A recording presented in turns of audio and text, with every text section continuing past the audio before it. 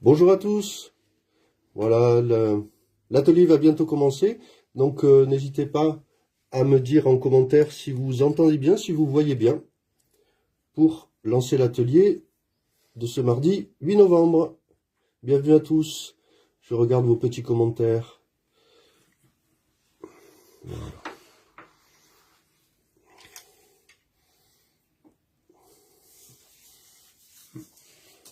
Voilà, n'hésitez pas. Est-ce que vous m'entendez bien?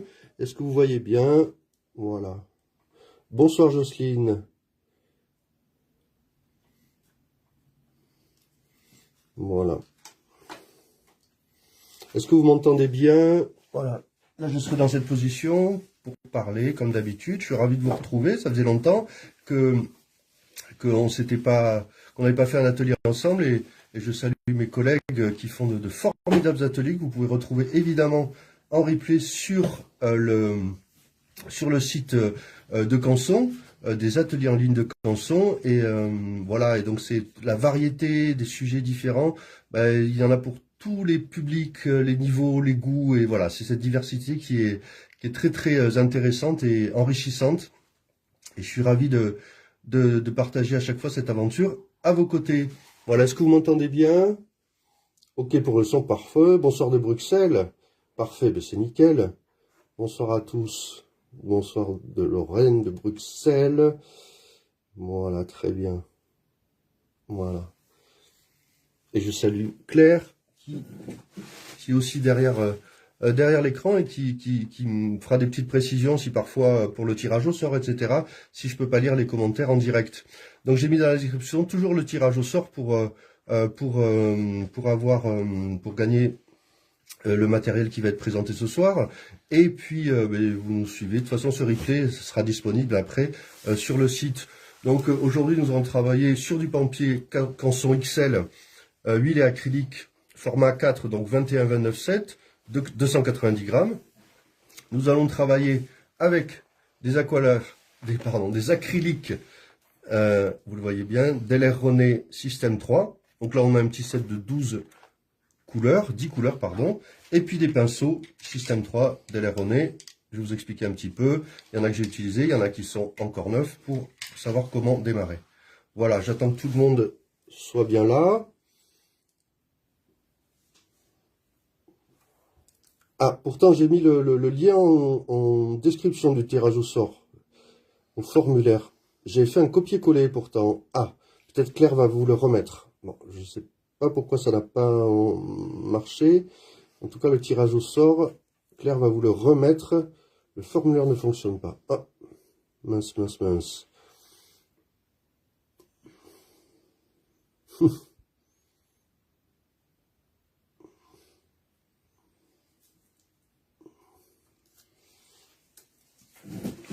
Bien, donc nous allons commencer. Donc en 1 heure, on va faire ce petit paysage d'automne que vous avez vu là, voilà, en description. Donc on va utiliser notre papier XL, huile et acrylique, nos acryliques, peinture acrylique système 3 et nos pinceaux. D'accord? On va commencer. Si ça va un petit peu vite, vous avez le replay, vous pouvez mettre en pause après plus tard ou simplement regarder et puis après fignoler les détails plus tard. Voilà, on va commencer tout de suite. Et voilà, le modèle, je le mets de côté pour l'instant. Voilà. Bonjour de Québec, bonsoir à tous. Parfait, c'est parti. Alors, déjà vous le voyez, c'est tout bête, mais par exemple, vous voyez, sur ce petit paysage, il y a une espèce de bordure, ça fait une Marie-Louise, un cadre nickel. Ça, je le conseille assez souvent, on l'a déjà fait d'ailleurs, mais on va mettre du scotch pour que ça fasse vraiment un bord parfaitement net et on dirait qu'il est déjà encadré en fait. Donc on va prendre du scotch repositionnable, et alors ce que vous faites, vous allez le faire de la même dimension, et je vous conseille de le coller sur une surface, donc ça peut être sur un jean, une surface comme ça de votre plan de travail, ou qui a un petit peu moins d'adhérence et que potentiellement ça ne déchire pas le papier. Alors le papier là est très résistant, donc il n'y aura pas de problème, mais au cas où, n'hésitez pas à... Hop, ouais, vous voyez ce que je fais. Voilà, j'ai tellement bien collé que j'ai du mal à l'enlever. Voilà. Allez bien. Hop. Donc, on colle les 4. Voilà.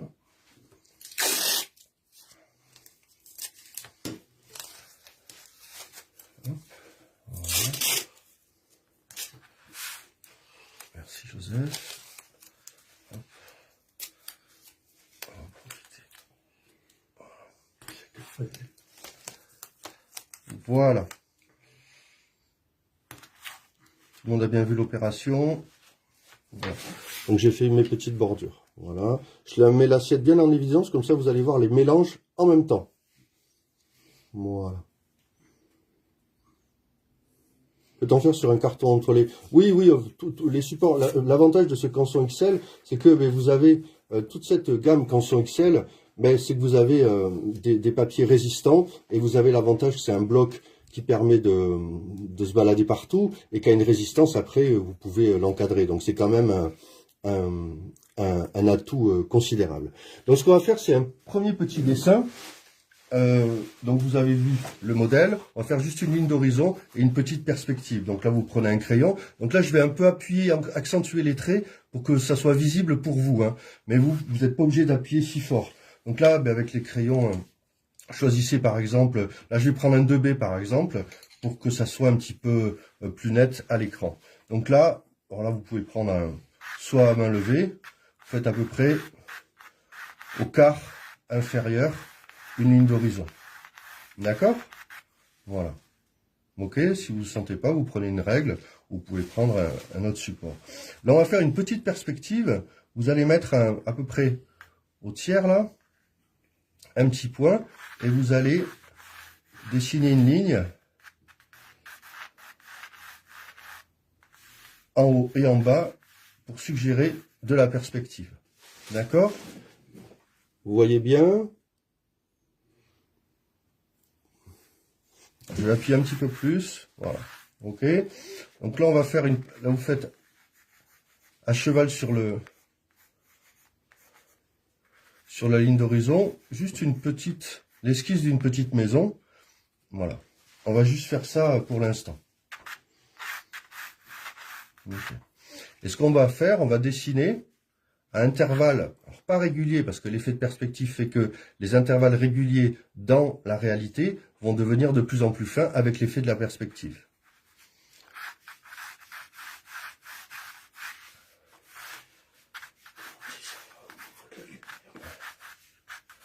Et là, voilà, il est un petit peu plus fin comme ça. C'est à titre indicatif pour l'instant. D'accord? Est-ce que tout le monde voit bien? Parfait. Alors on va faire un petit mélange très simple, et pendant que ça sèche, on fera toute une palette entière. Donc là, je prends mon petit set d'Alerone, et on va prendre deux couleurs. On va prendre du bleu et un jaune cadmium plutôt foncé. Là, on a un jaune cadmium plus clair, qu'on va appeler jaune citron ou jaune primaire, là, un tout petit peu plus foncé. Donc là, je mets un petit peu de bleu et un petit peu de jaune. Alors là, faites ce que je fais et après, je vais le décrypter de façon un petit peu plus technique. Donc là, vous allez prendre une brosse assez large pour pouvoir peindre l'ensemble. Alors quand les pinceaux, ah oui, petite astuce, quand les pinceaux sont neufs, vous avez souvent le petit tube en plastique et les pinceaux sont rigides. Ne cassez pas les poils comme ça, vous les plongez dans l'eau comme ça et ça va se défaire progressivement. Donc là, un petit pinceau, plutôt une brosse, comme ça ira plus vite. Donc là, l'acrylique, le solvant, ce qui permet de diluer l'acrylique, c'est l'eau. De la même manière, la térébenthine va permettre de diluer la peinture à l'huile. Là, on est à l'acrylique. Donc là, on va faire, prenez un petit peu de bleu et de jaune. Et avec beaucoup d'eau, ça vous fait un mélange. Alors, donc là, on a les deux primaires. Ça nous fait une petite complémentaire légèrement verte. Plus vous irez vers le bleu ou le jaune, ça va accentuer plutôt foncé ou plutôt clair. Ok? Donc là, on a une peinture très très diluée. D'accord? Presque un jus aquarellé, à tel point que ce papier aussi, ces papiers qui sont très polyvalents, on pourrait faire ce fond-là à l'aquarelle. Donc là, vous allez passer avec le pinceau une zone extrêmement diluée. Est-ce que vous le voyez bien à l'écran? Vous voyez, voilà, c'est très dilué. Vous voyez là, avec la lumière, les reflets de l'eau, ça va sécher. Hop.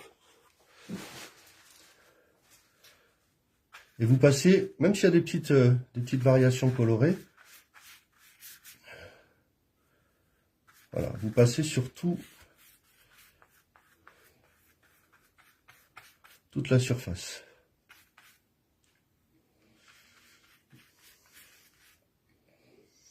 Vous voyez, je rajoute beaucoup d'eau.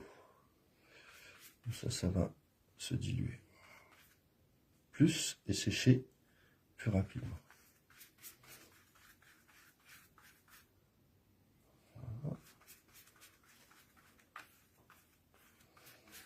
Alors chez vous, mettez le dessin après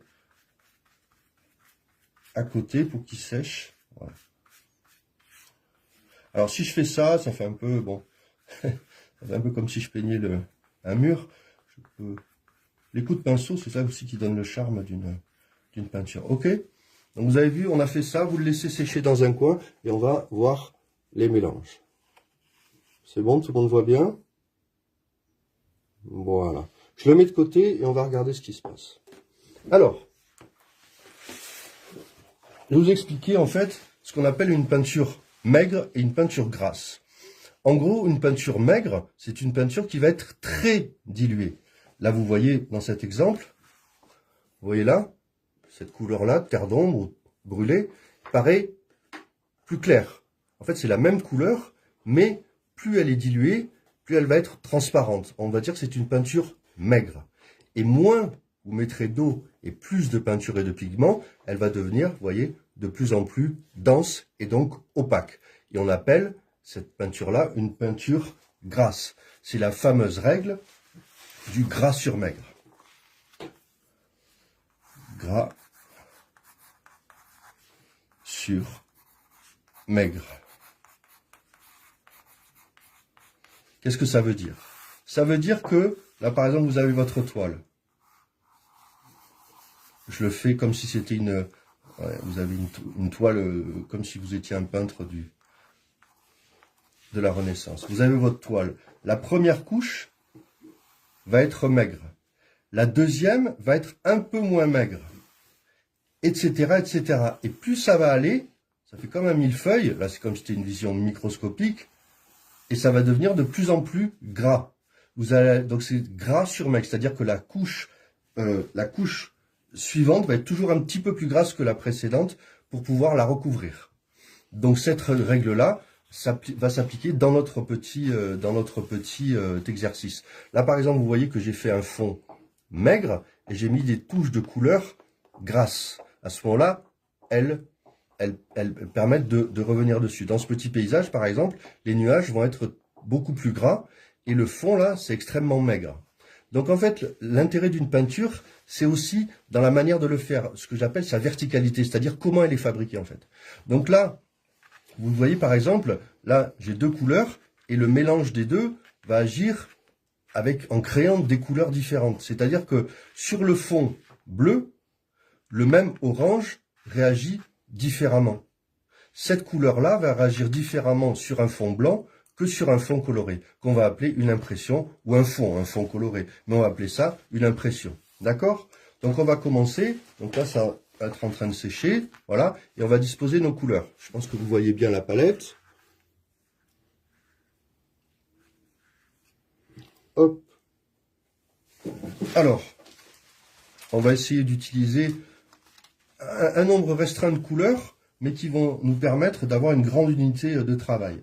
Je vais continuer. Je prends mon jaune citron. Je le mets à côté de mon jaune cadmium moyen. Je vais prendre du rouge primaire. Alors le rouge primaire va s'apparenter à une couleur plutôt un peu rose. Voilà. Hop. Je ne vais pas enlever les bouchons tout de suite. Et là, un rouge plus chaud, vermillon. Ok. Voilà. Je ne sais pas si vous le voyez bien. Voilà, très bien. Ensuite, je vais mettre de l'ocre jaune. Ici. Voilà. Du terre de sienne.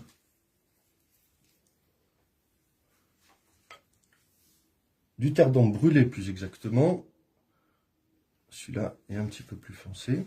Et là, j'ai un vert.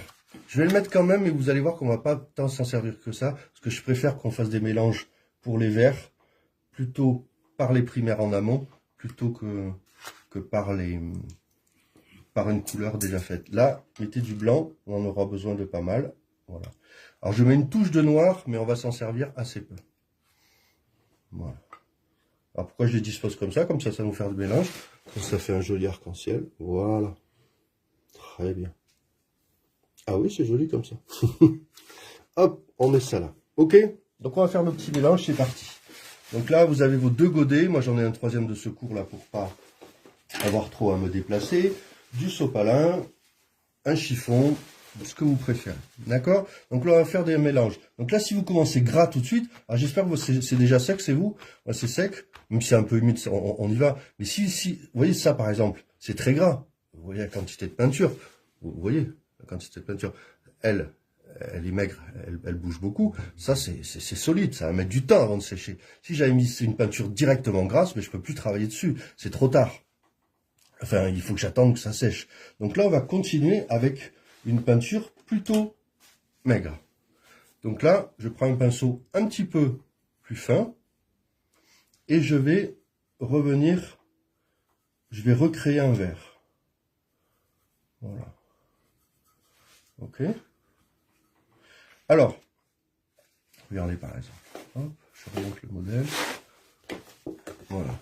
Je vais passer du vert derrière les arbres qu'il y a là. Vous allez me dire pourquoi on ne le voit pas. On peut agir de façon peut-être naturelle, symbolique, et puis aussi de façon technique. C'est-à-dire que il reste encore, à l'automne, il reste encore des feuilles un petit peu vertes, et puis c'est l'arbre avant. Et puis surtout, techniquement, ça va donner de l'ampleur à votre arbre en mettant du vert un petit peu derrière. Donc là, vous allez... Hop, je mets le modèle à côté, vous ne le voyez pas pour l'instant, mais voilà. Donc là, un tout petit peu plus gras. Votre vert. Mais toujours assez maigre. Faites comme des petits... c'est assez abstrait, vous allez voir, mais dessinez des arbres. Ça, évidemment, c'est les troncs de tout à l'heure. Ça va apparaître. N'hésitez pas, même si c'est pas très précis, vous voyez, faites un... Voilà. Donc là, pas de blanc, pas de... Juste... Voilà. Juste la couleur. D'accord? Voilà. Vous pouvez le faire un petit peu comme ça, avec des déclinaisons, etc. Puis là, on va faire au-dessus de la maison un autre arbre. Voilà. Alors, pourquoi je disais tout à l'heure, je ne prends pas du vert directement. Ce vert-là, je ne peux rien lui retrancher. Ni sa primaire jaune, ni sa primaire bleue. Je peux que rajouter. Je ne peux rien lui soustraire. Alors que ce vert-là que je fabrique, je peux soit enlever un petit peu de jaune, de bleu, en rajouter, donc avoir des nuances. Et ce qui est bien, c'est que si j'avais pris ce vert uniforme, qui est très bien en demeurant, mais ça sera peut-être pour une application peut-être plus, on va dire, graphique ou plastique, dans le sens quelque chose d'uniforme. Là, la nature, les feuilles des arbres sont pas uniformes, c'est pas le même vert partout. D'accord? Vous voyez déjà notre allée d'arbres. Voilà. Alors, ce qu'on va faire, on va faire le petit mélange sur le sol. Voilà, un peu plus vert. Voilà.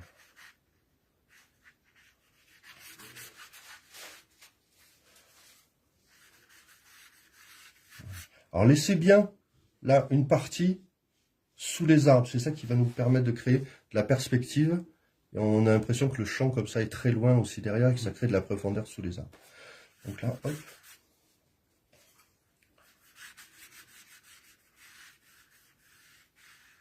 Voilà. Hop. Je regarde les commentaires, petit point. Voilà. On aimerait voir le modèle. Je le remonte, ne vous inquiétez pas. Parce que si je laisse là tout le temps, je me suis rendu compte que pendant les ateliers, vous aimiez bien voir quand je fais les mélanges. Souvent, je le faisais sur le côté, et c'est vrai que de les voir là, vous voyez comment je fais ma petite cuisine, en fait. Donc, le modèle, il est là, je vous le montrerai régulièrement, mais je peux pas le laisser parce que je voudrais pas que la caméra soit trop loin. Ok? C'est là. C'est bon? Parfait. Donc là, on a notre paysage et on va rentrer dans le vif du sujet pour essayer de faire apparaître ces arbres petit à petit. Donc là, on va dessiner les troncs des arbres de façon... On va pas prendre du noir, donc vous prenez un pinceau un petit peu plus petit. On va prendre du terre d'ombre brûlé, et vous allez mélanger avec un petit peu de bleu. Ça, c'est un conseil, ça, par exemple. Regardez, là, j'ai une très belle couleur, ce qu'on appelle les couleurs neutres, en fait. Déjà, le terre d'ombre, on peut le fabriquer, on l'avait vu dans d'autres séances avec uniquement les primaires. Mais là, j'ai une belle couleur assez sombre. Donc là, on va dessiner, on va peindre des troncs en étant pas forcément très régulier, mais plus large sur la base. Et on va les faire disparaître après, mais faites un agencement de branches.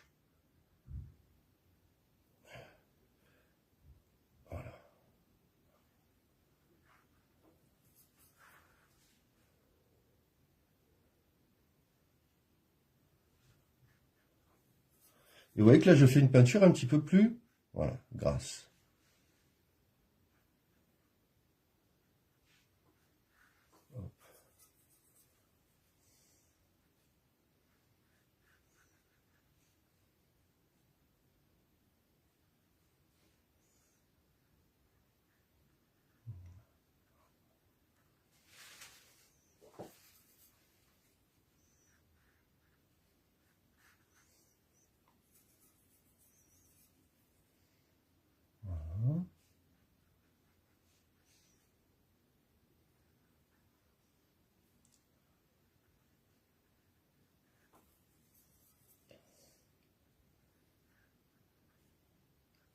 Alors là, vous pouvez faire, on va peut-être en faire des plus rapprochés.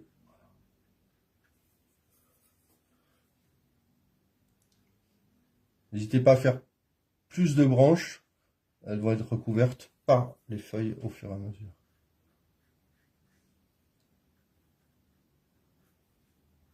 En essayant de faire des traits assez fins.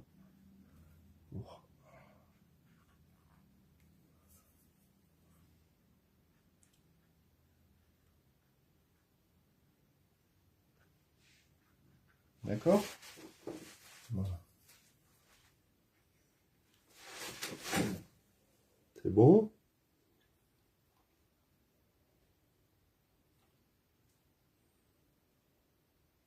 Exactement. Exactement, je l'ai dit d'ailleurs. C'est-à-dire que là, vous avez presque un jus aquarellé. C'est-à-dire que, en plus, l'aquarelle et l'acrylique, bon, le même lien et liant, c'est l'eau. Donc l'acrylique est totalement compatible avec l'aquarelle. Une aquarelle très chargée en pigments, on va dire qu'elle est gouachée, et une acrylique très diluée, on va dire c'est presque un jus aquarellé. Donc effectivement, les deux sont compatibles. Il n'y a aucun souci. Hop, je fonce un tout petit peu l'arbre.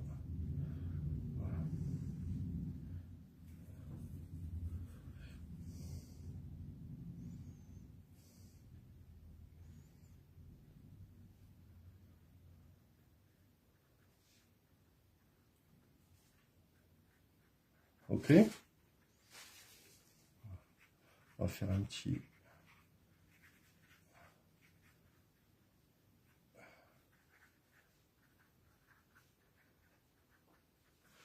Voilà. C'est bon pour tout le monde. Mouillé sur mouillé, ça a bavé partout. Oui, mais il faut pas justement, il faut pas que ça soit trop humide. Ah, vous comprenez bien qu'en 1 heure, ça peut-être ce tableau peut vous prendre peut-être 2 heures de temps, si vous avez si vous avez plus le temps de travailler. Voilà, si c'est une urgence, mais si vous êtes plus dans l'urgence, prenez le temps, faites une pause et vous reprendrez le live en replay plus tard. Donc là, on va s'attaquer maintenant aux branches. Alors, vous voyez là, par expérience, vous le voyez, c'est encore un peu humide. Vous pouvez faire ça, il n'y a pas de problème. Donc on fera ça, vous faire des effets. Voilà. Ok, donc là, on va créer maintenant un mélange de secondaires de l'autre côté du spectre. C'est-à-dire qu'on va créer de l'orangé. Ok? Donc on va venir là et là pour créer un orangé par ici.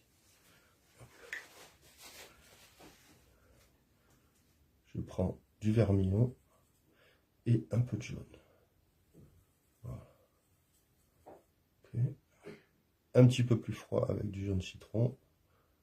Et je l'éclaire. Pas besoin de blanc pour l'instant. Pas besoin de blanc. Voilà.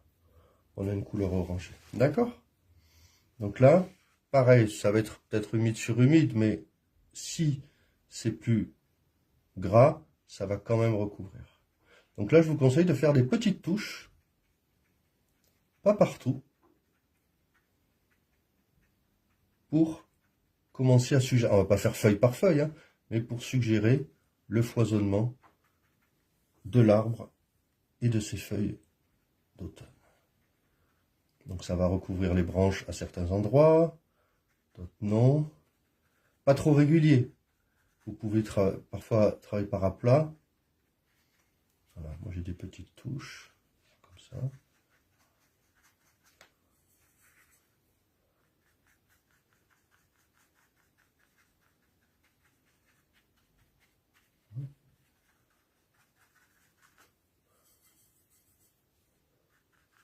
L'avantage de ces mélanges, en fait, c'est que vous n'avez pas un mélange prédéfini et qu'à chaque fois, il y a des petites variations. C'est un petit peu plus jaune, plus orangé.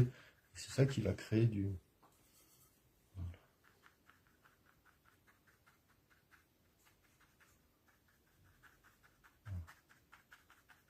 Vous voyez un petit peu l'utilité du vert derrière, là? Ça fait comme un fond et ça lui donne de la puissance. Ok? Puis on va s'occuper aussi de ce petit arbre-là. Hop.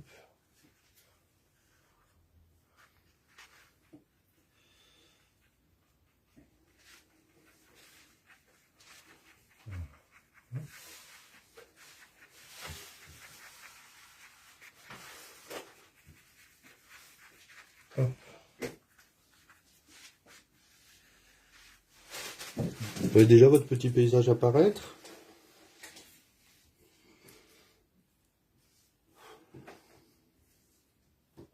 Voilà.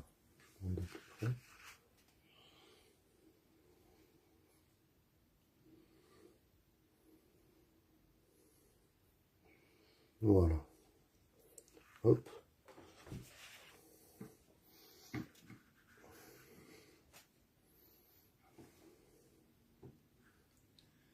Voilà.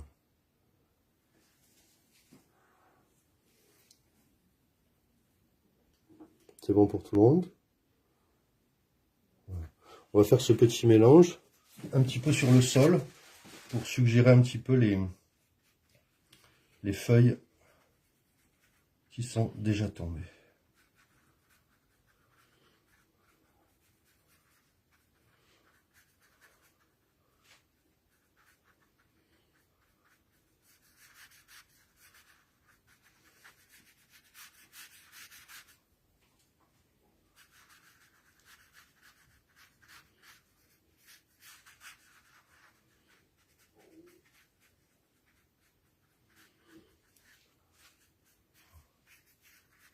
On s'occupera de la maison plus tard.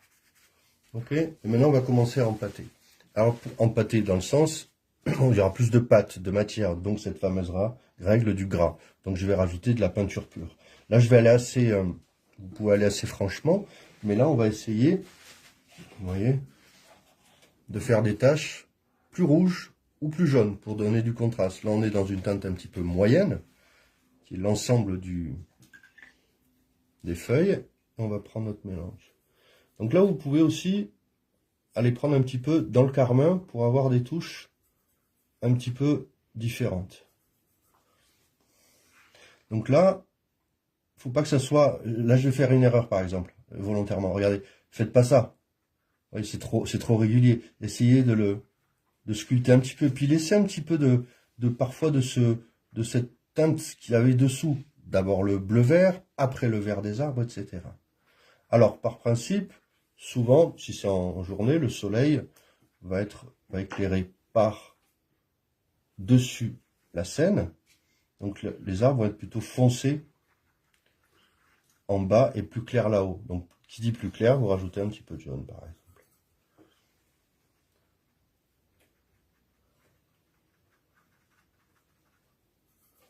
Voilà. Vous voyez que ma peinture est plus grasse, donc c'est-à-dire qu'elle est plus opaque, donc elle recouvre les couches précédentes.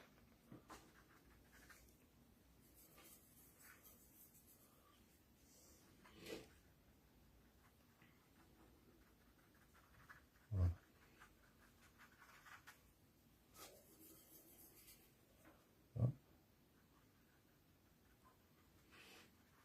J'essaye de... J'explique beaucoup, mais parfois je parle moins, comme ça vous voyez en temps réel comment ça se passe aussi. Ça ne sera pas exactement comme moi, ça c'est mon propre modèle, mais ça sera évidemment pas exactement pareil, et je suis vraiment impatient de voir les résultats que ça va donner chez vous, parce que je suis sûr qu'on va voir avec le même schéma, plein d'arbres différents. Donc là je suis plutôt dans les rouges, hein, vous voyez. On va s'occuper du ciel après, pendant que ça sèche un petit peu, et après on ira plus dans les jaunes. Et vers le fond, ben, vous allez... Attention, attention, je joue.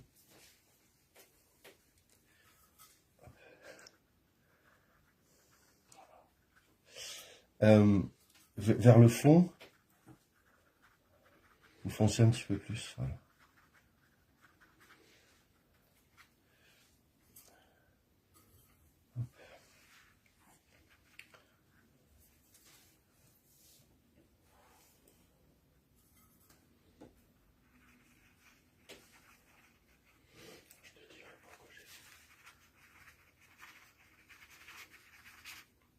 Alors, hop, voilà.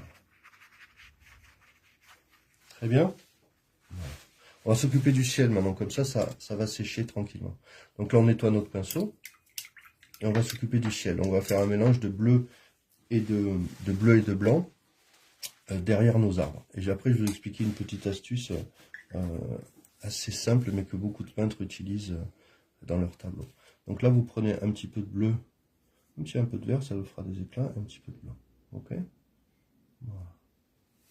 Donc là, vous allez passer, et par petites touches, vous allez dessiner. Là, c'est un bleu, on va dire, intermédiaire. Vous voyez, qui est ni trop foncé, ni trop clair.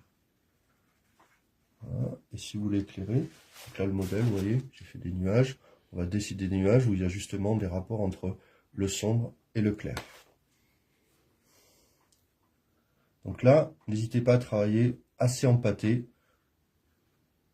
Et là, on est dans un travail vraiment de peinture opaque.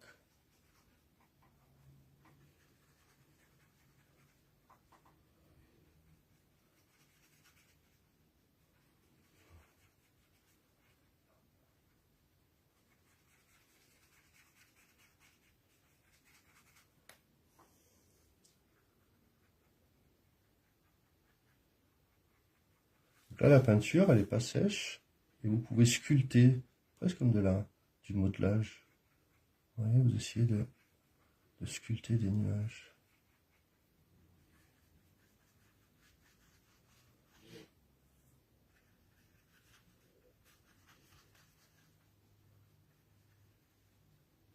On va revenir sur cette partie, je vais vous expliquer pourquoi. Donc là, des petits nuages. Alors, ce qu'on va faire, regardez. On va les faire de plus en plus fins vers l'horizon. Et on va faire comme des petits étages, des petits paliers.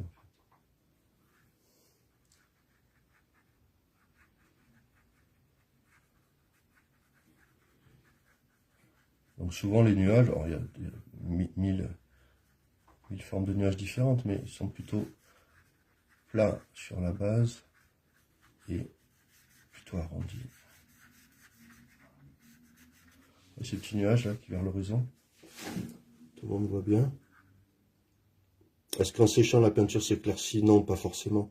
Vous avez l'impression qu'elle va au contraire devenir un petit peu plus mate. Pourquoi? Quand une peinture est humide, elle porte en elle sa propre humidité, que ce soit avec de l'eau, de la térébenthine, et l'aquarelle aussi. Donc souvent, on trouve que ça perd un peu de son éclat, mais uniquement parce qu'il n'y a plus l'effet de la réflexion de la lumière sur la surface humide. Hein. Donc c'est pas... la peinture, l'avantage de ces peintures-là, c'est elles ont des pigments très résistants et de bonne qualité qui font que ben, le résultat que vous faites, enfin que vous avez obtenu juste après avoir peint, va rester quasiment identique au moment du séchage. Là, je prends un pinceau un tout petit peu plus fin pour faire mes effets de nuages.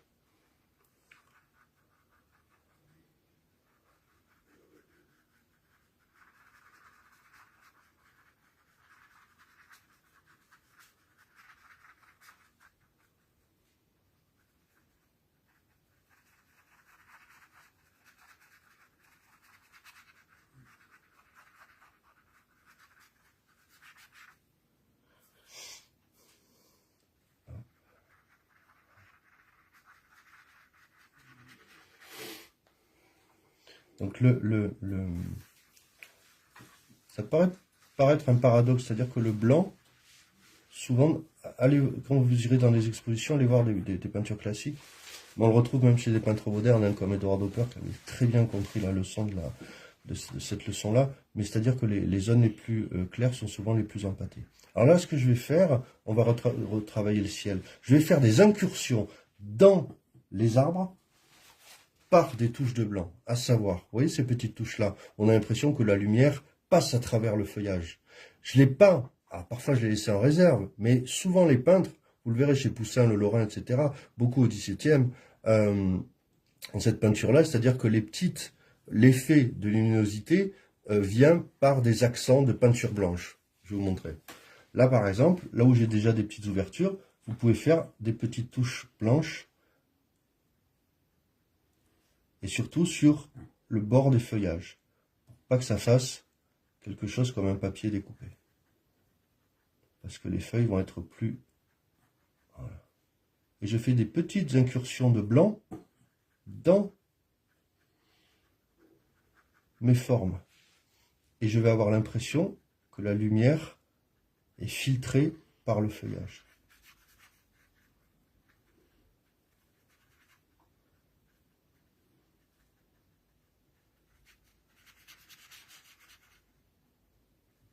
Voilà. Il faut trouver le juste équilibre entre ça a l'air naturel. Vous voyez, là c'est très rond par exemple. Je vais faire des petites incursions.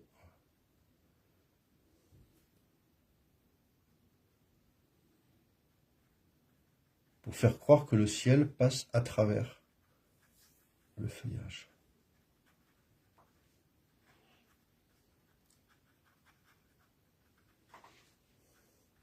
Ah, ça fait un petit peu une boule là comme ça. Là j'ai envie de créer peut-être là, à ce moment-là, je vais faire une petite touche.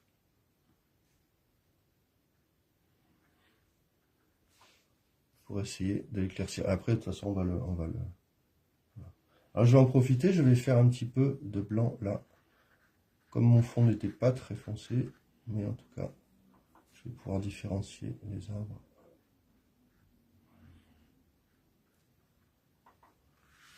Donc là, je continue à droite.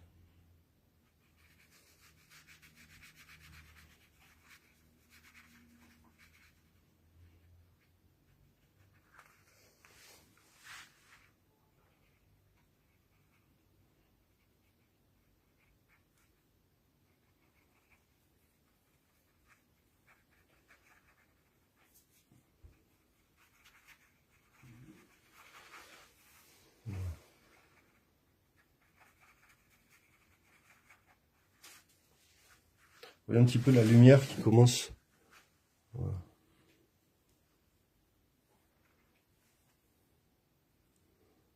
Vous voyez, je pense qu'à l'écran on le voit quand même. Voilà. Très bien.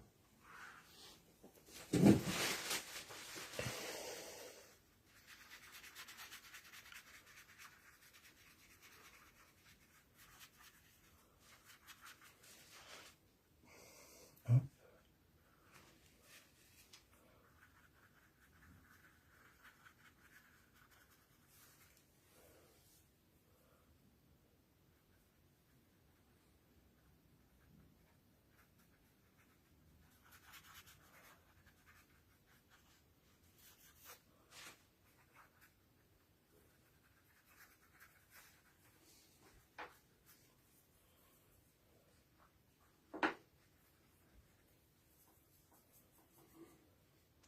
Hop. Il y a toujours le son, hein, vous inquiétez pas. Je suis concentré, c'est tout. J'espère que ça vous aussi, ça vous plaît, ça vous... C'est un travail qui est assez qui décontracte, qui est assez serein. Alors, de réaliser des petits passages. D'accord? On laisse comme ça pour l'instant. On va continuer maintenant avec des feuilles beaucoup plus jaunes et plus de matière. On n'est pas encore là, mais on va y arriver. Donc là, prenez voilà, la peinture grasse quasiment pure et quasiment pas d'eau et faites des petites touches là beaucoup plus grasses. Donc ils vont recouvrir. Pourquoi j'ai fait le ciel? Comme ça le feuillage que vous avez fait a un petit peu séché. Donc varier.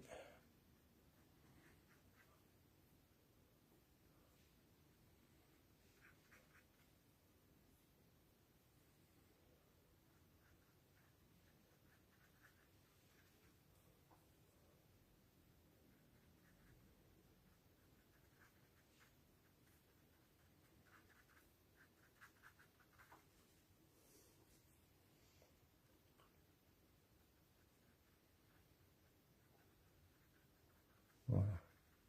Vous voyez, hein, vous voyez faire donc ça. Là, quelques-unes.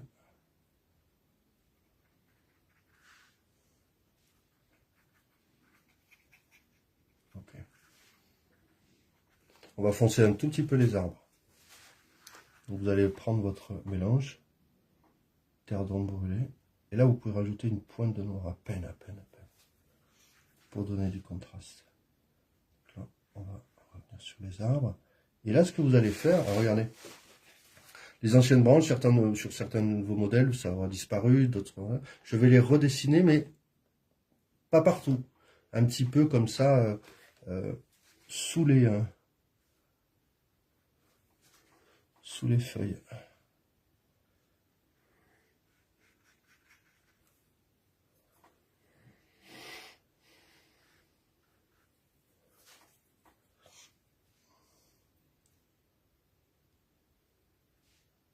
Là, j'ai une ancienne branche que je vois.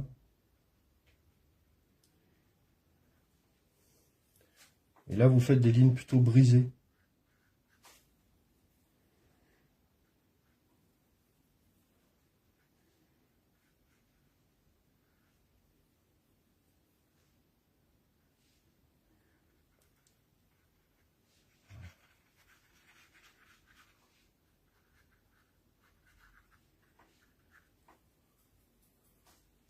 Là, qu'est-ce que j'ai fait sur mon modèle? Vous pouvez faire une ou deux petits arbres au fond.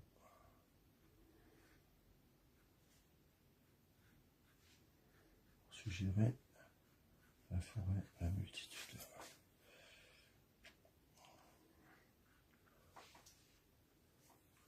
N'hésitez pas à foncer vers le fond.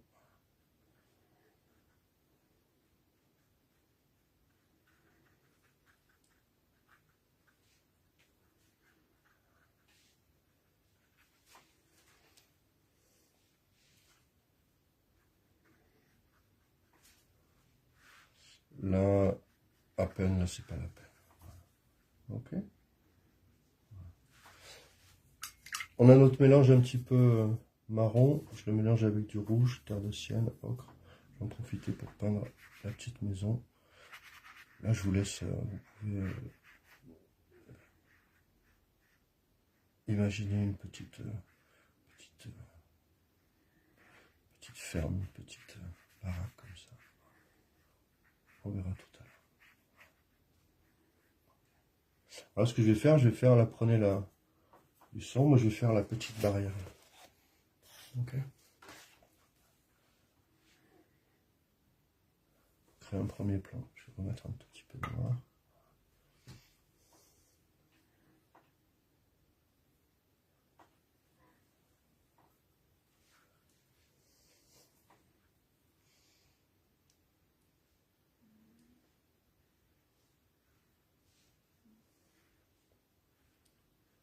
Ok.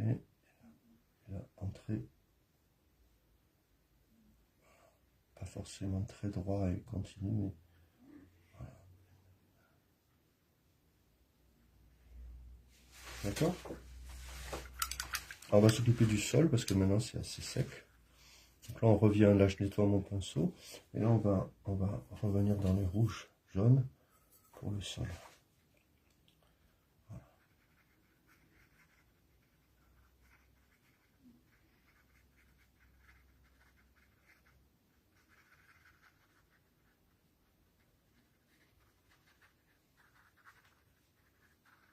Hop. Et j'alterne avec les touches de jaune.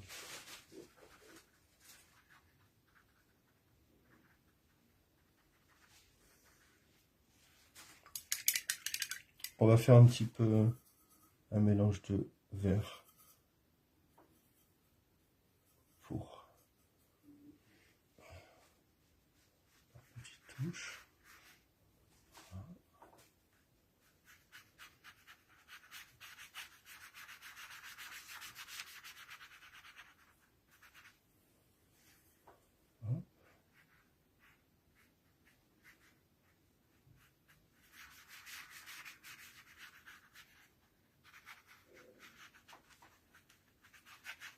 Et là, je vais mettre des petites feuilles qui sont tombées au sol.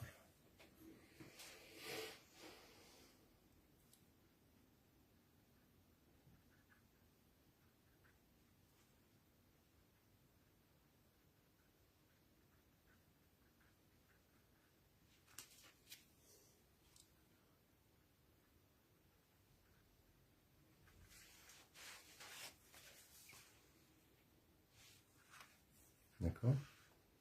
Même si on n'arrive pas à ce niveau-là, mais ça sera juste le levier juste avant, avant ce niveau-là. D'accord? Alors, je regarde un petit peu les commentaires. Des couleurs trop belles, cela devient joli, merci. Ah ben je suis ravi, merci beaucoup. Il me tarde de voir vos résultats aussi. Peut-être j'aurai pas le temps de faire tous les petits détails, mais de toute façon après je mettrai en description l'image, ne vous inquiétez pas. Là je vais faire des petits détails. Peut-être je vais pas tout expliquer, enfin si je vais expliquer, mais je veux dire vous allez voir ce que je vais faire. Après il y a une part de juste d'intuition. Hein. Vous allez comprendre ce que je fais en me voyant faire en fait.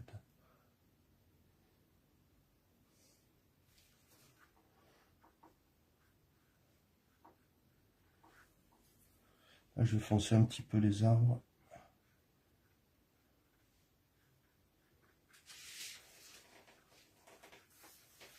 Je crée une petite ombre.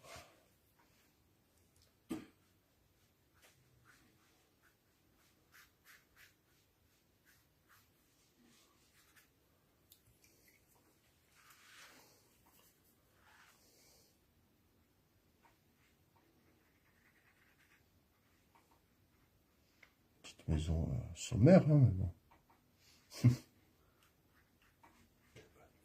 C'est ça.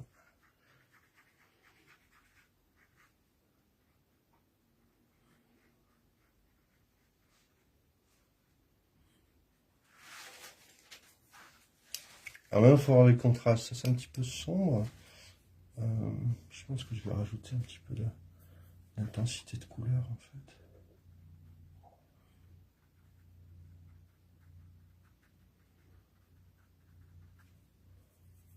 Quitte à faire des feuilles légèrement violacées. Mais...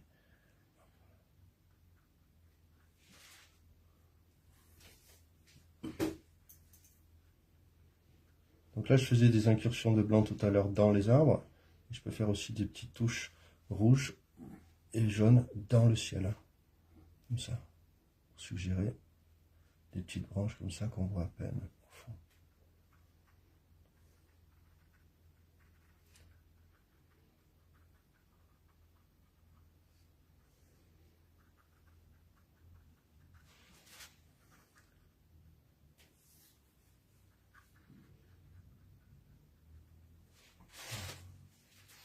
Je vais faire d'autres incursions de blanc. Vous voyez, comme j'ai fait là un petit peu. Là, je blanc pur. Je m'en mets plein les doigts, hein, vous voyez.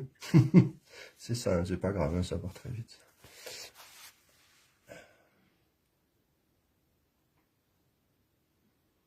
Hop.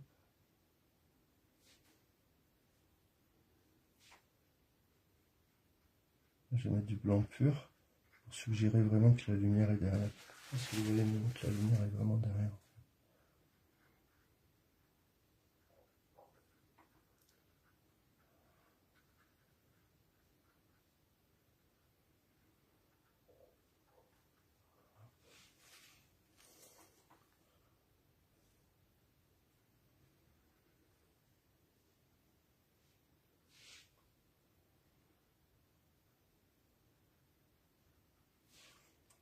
Je vais faire des petits éclats de lumière sur la barrière qui aurait pu être un petit peu plus sombre.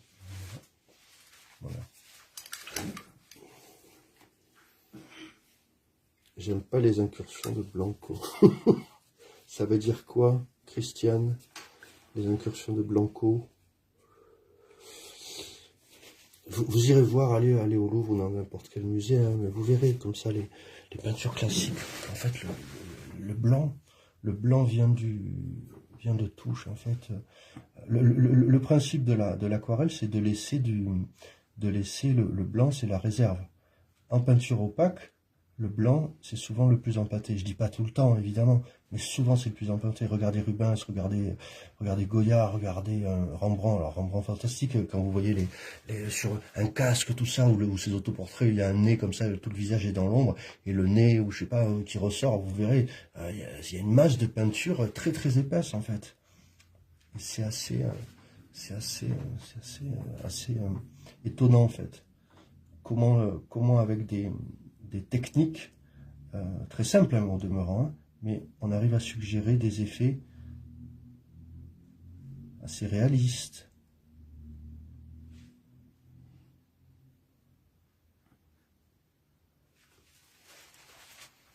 Alors, il nous reste 10 minutes. Voilà. Donc, je voudrais que ça attende que ça soit un petit peu sec là. Pourquoi? Regardez. Ça là, alors si c'est pas exactement sec chez moi, parce que quand même ça fait moins d'une heure qu'on y est, là oui, ces dernières touches, je les ai fait vraiment quand c'était bien sec pour suggérer que les taches de couleur sont faites sur les troncs, pour donner plus de profondeur et de perspective. On va essayer quand même, prenez du rouge pur et essayez de faire des touches par-dessus.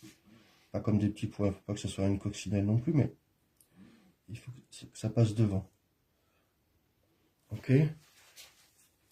Prenez du jaune, on va remettre du jaune un peu.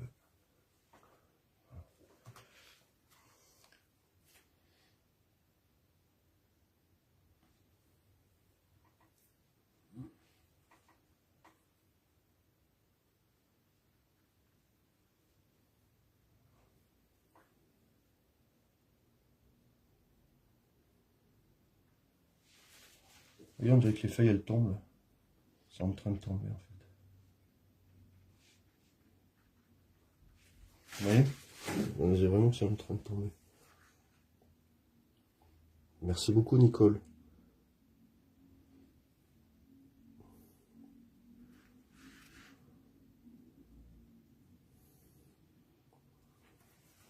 Okay. Là moi je vois un petit peu plus de sombre. Je vais comparer, évidemment je peux pas faire pareil, vous imaginez. Mais voilà. Alors en fait, cela paraît plus simple en acrylique ou à l'aquarelle, puisque c'est par exemple de plus en plus foncé, plus clair, donc pour donner du relief.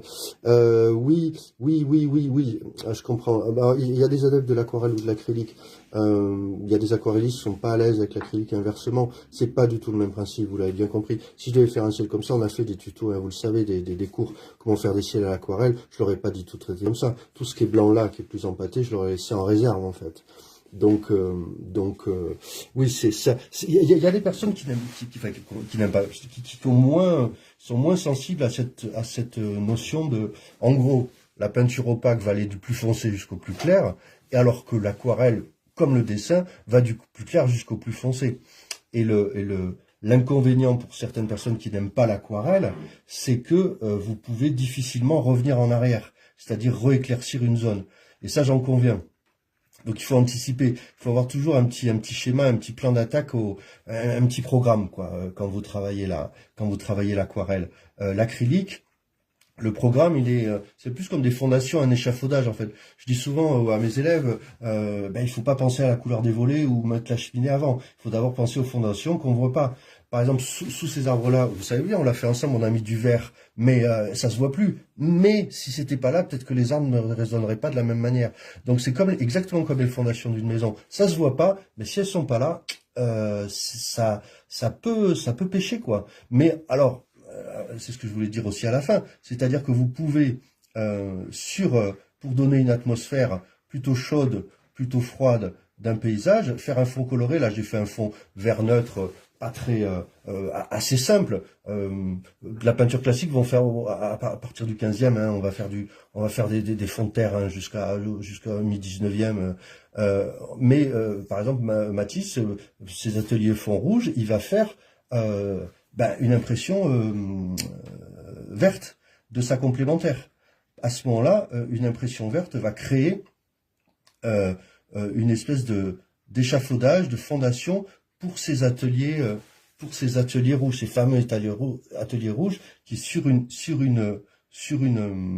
surface peut-être uniquement blanche n'aurait pas rendu pareil en fait. Alors, je fais quelques petits ajustements. Donner un petit peu. N'hésitez pas, vous le regardez de loin, là je peux pas le mettre comme ça, vous verrez rien, mais en face de vous, mettez-le comme ça, pour voir. N'hésitez pas à regarder dans un miroir aussi, de le prendre en photo et vous basculer en noir et blanc aussi, pour voir si c'est intéressant, etc. S'il y a des manques. On va foncer un petit peu de la barrière, quand même. Voilà.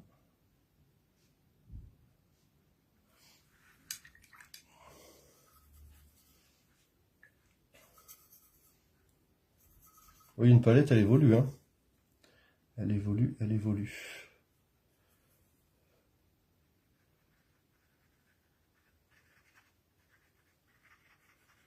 Voilà.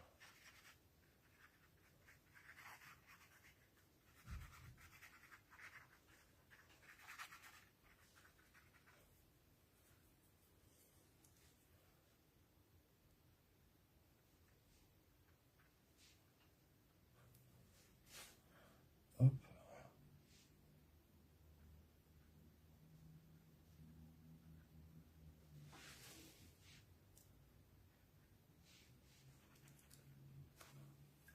Ah, je fais des petits détails, hein, c'est bientôt l'heure, mais là,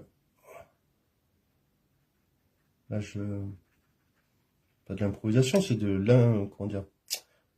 l'intuition, de savoir. J'ai pas de modèle, hein, j'ai fait ça, ce modèle d'imagination, donc vous, là, vous en avez un parce que c'est le mien, mais après, à vous de voir ce qui peut être intéressant ou pas. Alors, ce que je vais faire, je vais enlever le scotch. On va enlever le scotch, là, d'accord? Ma maison est pas top, hein, j'en conviens. On va essayer de la ranger avant la fin, quand même. Elle est mieux, là. Qu'est-ce que vous en pensez? Ouais, elle est un peu mieux, la maison. Puis elle est pas droite, ma maison. Vous savez pourquoi elle est pas droite? Parce que pour travailler pour vous, je me décale un peu, et donc, ça me crée une anamorphose. Mais on va la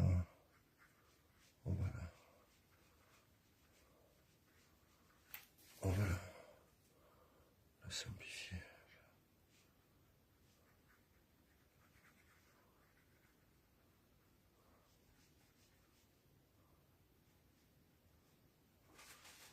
Un petit peu sombre. Ok. Et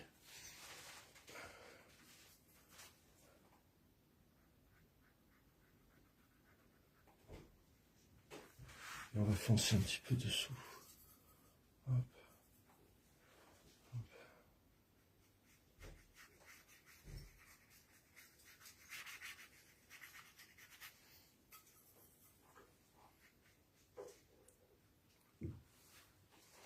Petite astuce là, regardez.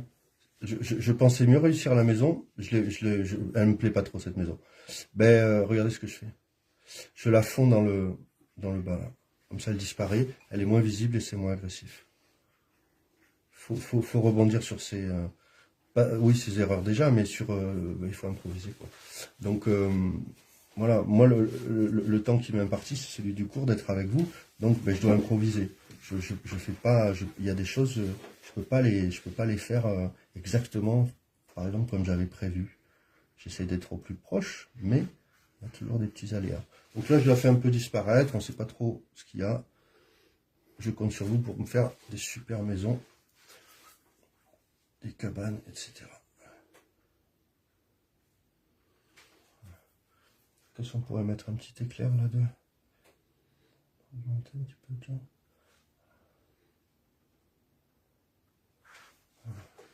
On enlève le scotch? On va voir. Alors le scotch, très doucement, ce que je vous conseille, vous arrachez pas comme un pansement, hein. Au contraire là, le papier, il préfère qu'on l'arrache très doucement, alors que nous, quand c'est très doucement, ça nous fait mal.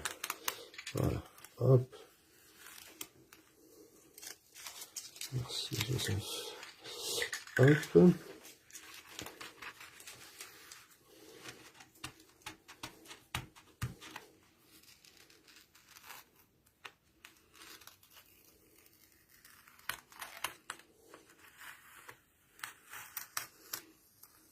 Ce qui est bien avec le scotch, c'est que vous avez l'impression que c'est un petit peu le chaos, mais dès que vous allez voir là, avec la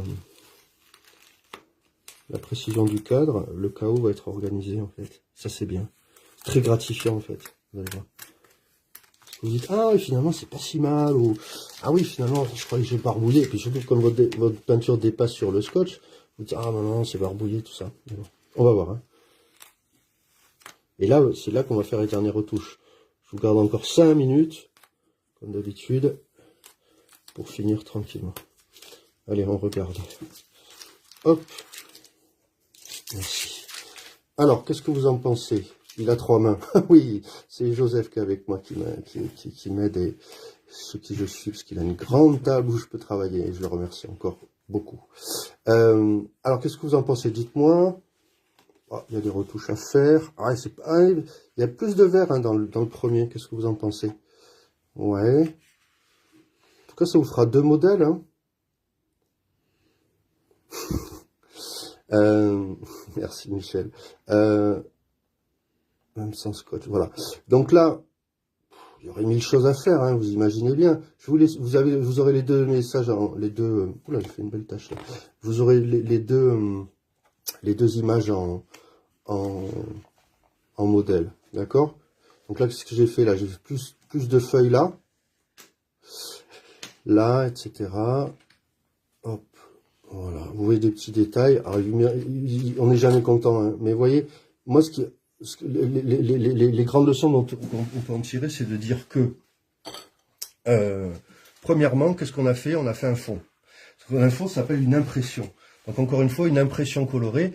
Faut pas négliger le fond. Je me souviens, j'avais un prof à la fac qui disait que c'est la loi de l'échec ou de la réussite, enfin dans le sens de la toile. C'est-à-dire que si vous préparez bien votre toile dès le début, le fond c'est pas on peint pas un mur. Hein, vous êtes vraiment dans la peinture dès le début. Et si vous faites bien cette progression de gras sur maigre, ben, ça va être une succession de bonnes choses. Après le style, la pâte, oui, il y a des grands peintres, il y en a des moins bons, des petits maîtres, mais il y a toujours quand même un métier derrière.